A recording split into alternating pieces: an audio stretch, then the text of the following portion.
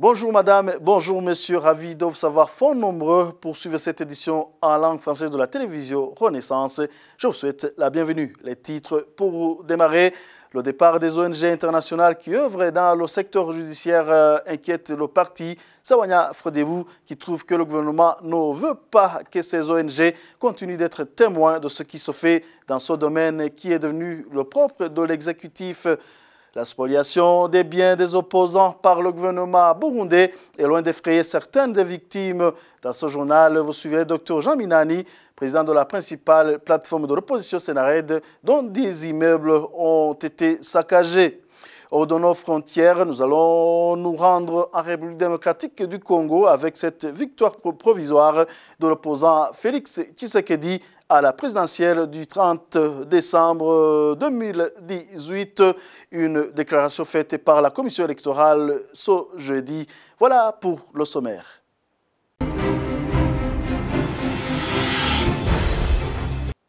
Encore une fois, bienvenue. Le départ des ONG qui œuvrent dans le secteur judiciaire inquiète les Burundais au moment où le pouvoir en place ne montre aucun signe de regret. Léon Sengendakumana, vice-président du parti Sawanya Frodebu, indique que le gouvernement ne veut pas que ces ONG continuent d'être témoins de ce qui se fait dans ce domaine qui est devenu le propre de l'exécutif. Il le dit après la décision de certaines organisations internationales, dont deux qui interviennent dans le domaine judiciaire, RCN, Démocratie et l'Avocat sans frontières. Suivez Léon Sengendakumana, il a été contacté par téléphone.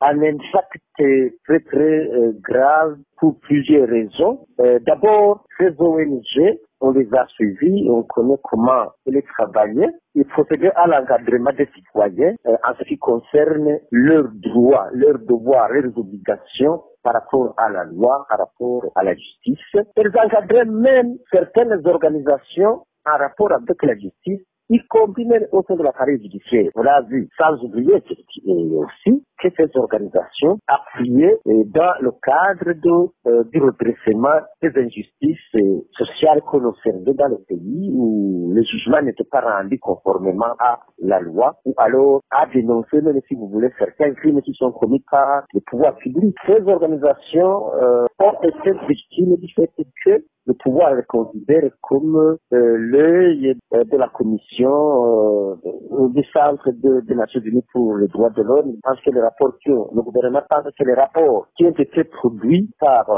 ce conseil ont eu référence à des rapports qui sont établis par ces ONG. Deuxièmement, le gouvernement les accuse d'encadrer les citoyens à connaître leurs droits. Et comme ça, on considère ça comme une révolte. On les accuse d'enseigner à la population de se révolter contre l'administration, contre le pouvoir public, car une population un peu informée n'accepte pas facilement les injustices. En amont, alors, ces ONG ont été victimes du fait que le pouvoir de Bujumbura veut continuer à travailler dans l'opacité, à garder et imprimer certains crimes qui sont commis dans ce pays. Au total, ces trois ONG qui ont déjà fermé leurs portes au Burundi, RCN, Justice et Démocratie, Avocats sans frontières et Handicap International, ont ainsi refusé d'appliquer les exigences du gouvernement, surtout d'observer les quotas ethniques dans le recrutement du personnel.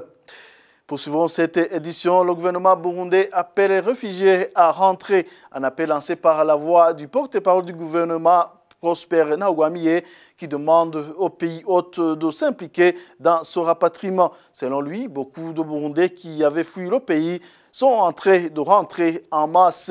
Il a dit en réaction à la lettre de Yoweri Museveni adressée à Pierre Nkurunziza il y a un mois, réaction visant à contredire le contenu de la lettre et montrer que la paix règne au Burundi. Je vous propose de le suivre. Le Burundi salue le retour massif des réfugiés et profite de cette occasion pour demander à tous les Burundais qui sont toujours à l'extérieur de rentrer au bercail afin d'apporter leur contribution dans l'édification du pays. Par la même occasion, le gouvernement de la République du Burundi remercie tous les pays qui contribuent à ce retour et exhorte d'autres pays à arrêter de devenir un obstacle au retour des Burundais dans leur pays. Il n'est pas encore temps que les réfugiés retournent au pays au moment où on observe toujours des personnes tuées et les disparitions forcées. C'est ce qu'indique Bosco Kwibishatse, président des réfugiés burundais au camp de Mahama. Nous sommes au Rwanda voisin. Selon toujours Bosco Kwibishatse, que ce pouvoir ramène d'abord la paix. Suivez-le. C'est dommage d'entendre Pierre Nkurunziza interpeller les réfugiés de rentrer au pays, alors qu'aujourd'hui, le pays est couvert de pleurs, beaucoup de gens qui meurent du jour au jour, les disparitions forcées qu'on observe chaque fois et les violations des droits de l'homme qui se détériorent. Que le gouvernement du Burundi ramène la paix d'abord. Quand elle reviendra, on pourra retourner chez nous. Le journal poursuit. Souvenez-vous, l'on vous a parlé dans notre dernière édition de ce qui semble un appel au secours du président du parti FNL pro-gouvernemental, Jacques Wigirimana, qui a déploré le comportement des jeunes du parti au pouvoir, les Imbonerakure, qui empêcherait les membres de son parti de tenir des réunions. Eh bien, pour le parti MSD, les propos de Jacques Wigirimana ne sont qu'une distraction à la population burundaise, comme le précise ici Epitas Shimirimana, porte-parole du MSD. Selon lui, Jacques Wigirimana et le CNDD-FDD ne sont qu'une seule personne et que c'est un problème lié à la mauvaise organisation qui ne concerne pas du tout les Burundais. Suivez Epitas Shimirimana. Ivya Jacques Bigirimana kumbure n'akagukiwe ivyo ntibiraba abarundi bose. L'affaire de Jacques Bigirimana et son groupe n'est pas une affaire de tous les Burundais. C'est un problème qui se trouve au niveau du CNDD-FDD, puisque Jacques et le parti présidentiel ne sont pas deux. C'est une seule personne. Lorsque le CNDD-FDD est mal organisé, Jacques doit aussi souffrir parce qu'il est partisan de ce parti. Alors, Jacques Bigirimana, lui aussi, est un CNDD-FDD qui peut se heurter, lui aussi, aux problèmes liés à la mauvaise organisation de ce parti. Jacques Bigirimana lui ont confié une mission de lancer des injures envers certains Burundais et à la communauté internationale. Pour le moment, peut-être que le CNDD-FDD commence à perdre sa confiance. Ce n'est pas à dire que ça peut alerter tout le monde. Il y en a d'autres questions qui préoccupent beaucoup la population, notamment la pauvreté qui se vit dans le pays, le trésor public volé, les personnes tuées. Mais Jacques Bigirimana n'a jamais se levé pour protester contre cette malédiction. Par contre, il acclame ce que fait le CNDD-FDD, que tout va bien et que le temps de leur règne est arrivé. Avuga ko ibintu bimeze neza, avuga ko bashitse, avuga ko igihe cyo gutwara cabari iki. Je vous le disais dans les titres, il est l'un des opposants victimes de la spoliation des biens laissés au pays. Lui, c'est Dr Jean Minani, président de la coalition Sénared. Mais Dr Jean Minani est loin d'être inquiet puisqu'il est certain que ces biens seront payés. Il en profite pour lancer un avertissement aux acquéreurs des maisons et autres objets de ce genre. Suivez Dr Jean Minani. Ils n'ont rien appris de l'histoire. Nkurunziza dit, et certains d'autres qui sont avec Nkurunziza, en 72, on nous a appris cela, on nous a appris cela. Et pourtant, il y a 47 ans, et ils continuent à redire, certains même réclament ce qu'ils n'ont pas. Ils continuent à réclamer. Comment est-ce qu'on peut prendre des biens d'une personne? Ce genre de biens, ce ne sont pas des biens de personne, ce sont des biens de la famille. Et la famille, c'est le père, la femme, les enfants, les petits-enfants, les arrière-petits-enfants. Est-ce qu'ils vont tuer tout ce monde et terminer? Ils vont payer. Ils vont payer. Je dirais de laisser cette histoire-là. Ils pensent que c'est pour nous faire souffrir. Ils vont se faire souffrir eux-mêmes. Ici, je voudrais donner une mise en garde contre tous ceux qui pillent, qui démolissent les biens des gens ayant pris l'exil, qu'ils vont payer. Il y a une loi très claire au Burundi que si vous allez spolier les biens des personnes avec sur la mauvaise ordre, n'allez pas dire que c'est l'État qui m'a envoyé, que l'État va payer. C'est vous-même qui allez payer. Ils payeront. J'avertis aussi aux gens qui sont en train d'acheter certaines maisons, certains biens, meubles et immeubles, qu'ils sont en train de se tromper, qu'ils vont rendre ces biens-là, tôt ou tard. Et d'ailleurs, ça ne va pas tarder. Ça ne prendra pas longtemps. Ils vont rendre ça. Mais ils vont rendre ça avec pénalité, avec des intérêts, avec beaucoup d'intérêts, une remise à niveau de tout ce qu'ils auront pris, et ça va faire mal pour eux. C'est même, ici même, je mets en garde certaines sociétés étrangères qui sont en train d'acheter le sous-sol burundais, qui sont en train d'acheter des biens des sociétés de l'État à des vil prix, croyant faire de bonnes affaires, ils se trompent. Qui se considèrent déjà comme des locataires et qui vont payer les loyers et les cumuler de loyers avec intérêt, mais aussi rendre ses biens et peut-être être punis parce qu'ils se seront associés à des malfaiteurs que sont aujourd'hui le pouvoir en place et ses alliés. Hors de nos frontières, avant de clore cette édition, en République démocratique du Congo, l'opposant Félix Tshisekedi Tshilombo a été déclaré provisoirement vainqueur de la présidentielle du 30 décembre 2018 par la commission électorale de ce jeudi. L'autre principal candidat de l'opposition, Martin Fayulu, conteste ces résultats et dénonce un véritable putsch électoral. Les détails avec Thierry Biglindavi.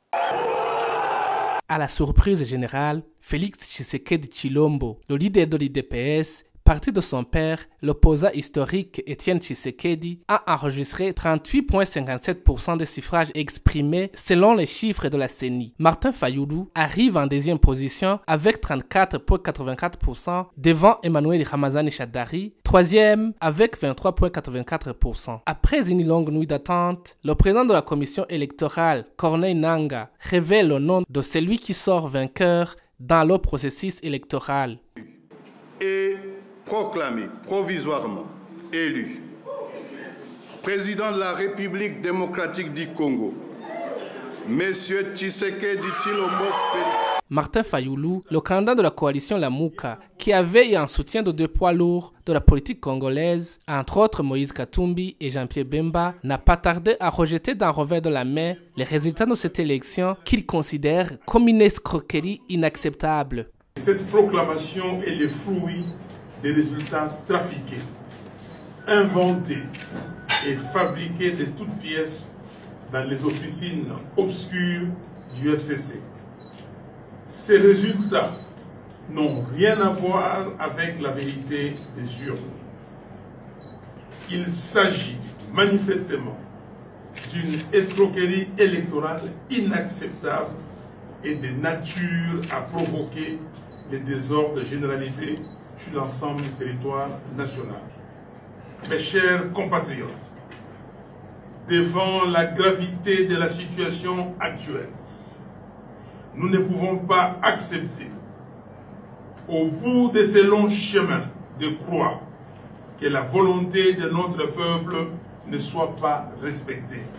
C'est pourquoi, tous ensemble, disons non au mensonge de M. Nangaa, non au tripatouillage des résultats et non au hold-up électoral. À tous ceux qui ont pris connaissance de la vérité des urnes, particulièrement à la Conférence épiscopale nationale du Congo, CENCO, et à l'Église du Christ au Congo, ECC, à travers vos observations historiques, nous vous demandons de révéler au peuple congolais et au monde entier le nom de la personne qui a réellement incarné le choix de notre peuple.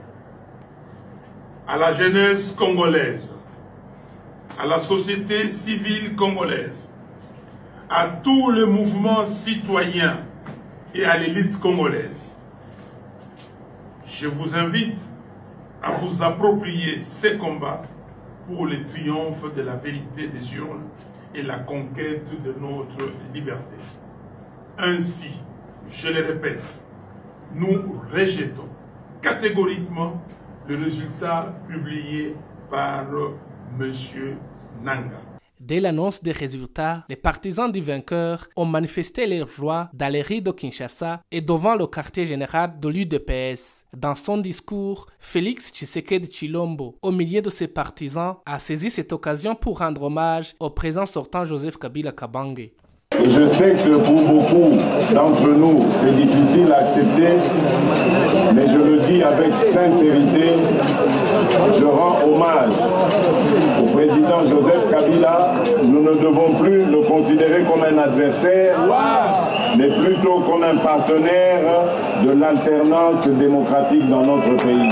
La France n'y va pas par quatre chemins. Son ministre des Affaires étrangères, Jean-Yves Le Drian, a déclaré, je cite, « Il me semble que les résultats proclamés ne soient pas conformes aux résultats que l'on a pu constater ici ou là. Parce que la conférence épiscopale du Congo a fait vérification et a annoncé des résultats qui étaient totalement différents. Monsieur Fayulu était a priori le leader sortant de ces élections. Du côté du pouvoir, Lambert Mende, porte-parole de la coalition au pouvoir et du gouvernement, affirme avoir été déçu par leur mauvais score aux élections, mais accepte de prendre acte de la proclamation provisoire faite par la CENI. Sur les critiques du patron de la diplomatie française, le porte-parole du gouvernement congolais et le porte-parole de l'UDPS, vainqueur des élections présidentielles, s'insurgent contre cette interférence de la France aux affaires internes du Congo, en disant, je cite, « Les élections se sont passées au Congo et non en France. Si Martin Fayulu veut se faire élire, qu'il aille en France. » Ont réagi les deux autorités congolaises. La très influente conférence épiscopale d'Isenko affirme que les résultats à sa disposition ne sont pas conformes aux résultats proclamés par la CENI. Cependant, la Senko dit prendre acte de la publication des résultats provisoires de l'élection présidentielle. C'est la Cour constitutionnelle qui proclamera ensuite les résultats définitifs après l'examen d'éventuels recours. Selon le calendrier actuel, qui a pris un retard de 3 jours, la Cour constitutionnelle doit publier les résultats définitifs d'ici le 15 janvier.